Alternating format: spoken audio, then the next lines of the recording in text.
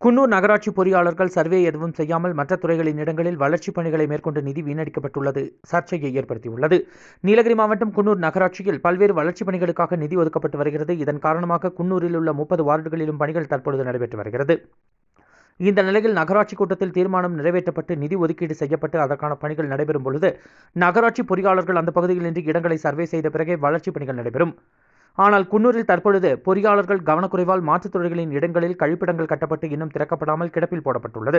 குறிப்பாக டானிங்டன் பிரிட்ஜ் பகுதியில் வருவாய்த்துறைக்கு சொந்தமான இடத்தில் கழிப்பிடங்கள் கட்டப்பட்டு வந்து கடந்த 2 ஆண்டுகளாகியும் திறக்காமல் கிடப்பில் போடப்பட்டுள்ளது.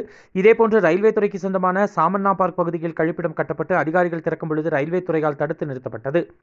இதேபோன்று அரிய வகை மரங்கள் நடவு செய்த வருவாய்த்துறை இடத்தில் மீண்டும் கழிப்பிடம் கட்டுவதாக நகராட்சி அதிகாரிகள்